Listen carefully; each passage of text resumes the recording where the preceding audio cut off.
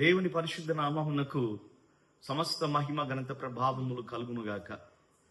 ఈరోజు మరొకసారి మీ అందరినీ ఈ వీడియో ద్వారా కలుసుకున్నటకు దేవుడిచ్చిన కృప కొరకై నేను దేవుని స్తుతిస్తూ దేవుని నామాన్ని మహిమపరుస్తున్నాను. మీరందరు బాగున్నారని నేను ఆశిస్తూ మీ అందరి క్షేమం కోసం నేను ప్రార్థిస్తున్నాను. ఈరోజు దేవుని వాక్యంలో ఉండి ఒక చిన్న మాట, ఒక 2 నిమిషాలు మీకు జ్ఞాపకం చేయాలని నేను ఆశిస్తున్నాను. బైబిల్ గ్రంథంలో లూకా సువార్త 21వ అధ్యాయంలో 36వ వచనంలో ఈ విధంగా రాయబడ్డది. కాబట్టి మీరు జరగబో వీటి నెలను తప్పించుకొని మనుష్య కుమారుని ఎదుట నిలబడుటకు శక్తి గలవారగునట్లు ఎల్లప్పుడూ ప్రార్థన చేయొచ్చు, మెలకువగా ఉండుడి.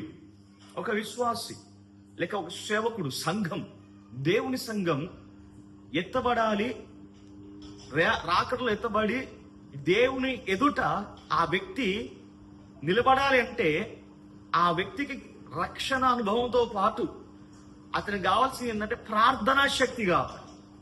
ప్రార్థన మన జీవితంలో ఏం చేస్తుందంటే మనల్ని సిద్ధపరుస్తుంది. దేనికి సిద్ధపరుస్తుంది? ప్రార్థన దేవునితో మాట్లాడుట, ప్రార్థన దేవునితో మనం సంభాషించుట, ప్రార్థన యేసయ్యతో మాట్లాడుట, నువ్వు మాట్లాడుట, దేవునితో మాట్లాడుట. ఇవి జరిగినప్పుడు దేవునికి మనకు మధ్య ఒక బలమైన బంధం ఏర్పడుతుంది. ఆ బంధంలో శక్తి వస్తుంది మనకు. ఎప్పుడైతే ఆ శక్తిని మనం పొందుకుంటామో ప్రభు ఆకస్మికంగా ఒక రోజు ఆయన రాబోతున్నాడు, ర్యాప్చర్ జరగబోతుంది. ఆ రాబోతున్న సమయంలో నువ్వు ప్రభుని ఎదుర్కోవాలి అంటే నువ్వు ప్రార్థన పరుడై ఉండాలి. ఎందుకు మనం ప్రార్థన చేయాలని దేవుని వాక్యం సెలవిస్తుందంటే మానవుడు 3 విషయాలు పడిపోతున్నాడు.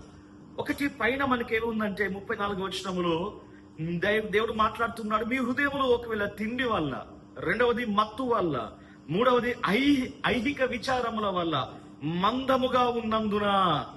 ఈ ముగ్గురు తిండిబోతులు, మత్తుగా ఉండి మత్తులో పడిపోయేవాళ్ళు, మూడవది ఐహిక విచారాల్లో పడిపోయేవారు.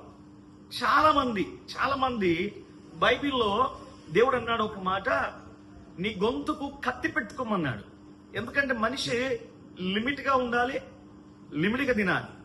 మనం ఎవరం భోజనం చేయకుండా బతకలేం ఈ లోకంలో. కానీ దేవుడు మాట్లాడుతుంది ఏంటంటే ఈ లోకంలో ప్రార్థనకు అడ్డు మన తినే తిండి మన ప్రార్థన జీవితాన్ని ఆటంకపరచొద్దు. అది మన దేవుడు మాట్లాడుతున్నాడు. చాలా మంది ఏమి తిందుమా, ఏమి త్రాగుదుమా, ఏమి ధరించుకుందుమా అంటే మానవుడు తిండి గురించి ఆలోచన పొద్దులేసి దాని కొరకు కష్టపడుతున్న పరిస్థితులు మనం చూస్తున్నాం. కాబట్టి ఈ తిండి ఏం చేస్తుందంటే దేవుని సన్నిధిలో కొంతమంది బైబిల్ చెప్తుంది వారి కడుపే వారి దేవుడు.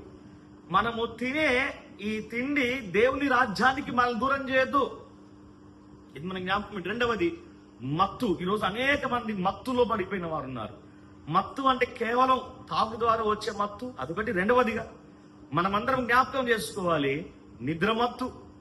మానవుడు దేవునికి ఇవ్వవలసిన సమయం ఇవ్వకపోతున్నాడు. ప్రభు పేతురుతో మాట్లాడుతూ ఆయన ఇక రేపు నైట్ సిలువకి అప్పగించబడతాడు, బంట్రోతు నుంచి తీసుకుపోతాడు అన్నప్పుడు పేతురుతో అన్నాడు, అయ్యా పేతురు, ఒక గడియ కూడా మీరు నాతో మెలకువ కలిగి ప్రార్థన చేయలేరా? మత్తు అనేక రకాల మత్తులు, ఈ లోక సంబంధమైన మత్తులు ప్రజల జీవితాన్ని అతలాకుతలం చేస్తున్నాయి, దేవునికి దూరం చేస్తున్నాయి.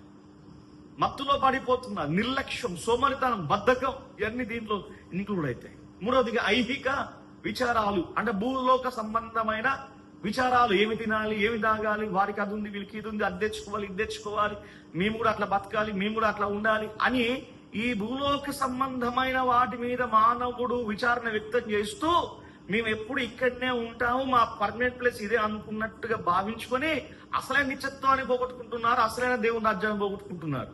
ఇది కొంతకాలమే ఉండేది, ఇది అశాశ్వతమైనది, ఇది శాశ్వతం కాదని మానవుడు గ్రహించలేకపోతున్నాడు. అందుకనే దేవుడు అన్నాడు, దేవుణ్ణి రాకడ ఈ 3 ఎవరైతే తిండి, మత్తు, ఐహిక విచారాల్లో పడిపోతున్నాడో, ఈరోజు పోటీలు భయంకరంగా అయిపోయిన పరిస్థితులు. ఎవడేమైనా తెచ్చుకుంటే మేము తెచ్చుకోవాలన్న పరిస్థితులు ఏర్పడుతున్నాయి. లోకం మీదనే, వాటి మీదనే.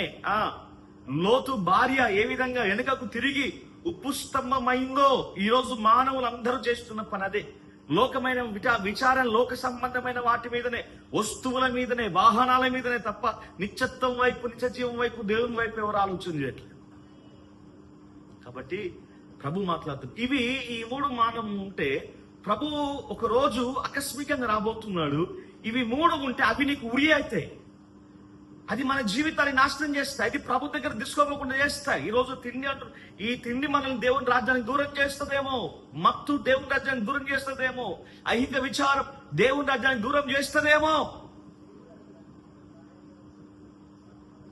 ప్రభు రాకడ అతి సమీపంగా ఉన్నది. ఆయన ఇప్పుడు ఏ క్షణం వస్తుందో మనకు తెలియదు. కాబట్టి వీటిని కంట్రోల్ చేసుకుని, వీటి మీద కాదు, ఇదే మనకు సర్వస్వం కాదు, ఇదే మనకు గొప్పతనం కాదు, కానీ మన దృష్టి పరలోక సంబంధమైన వాటి మీద ఉండాలి.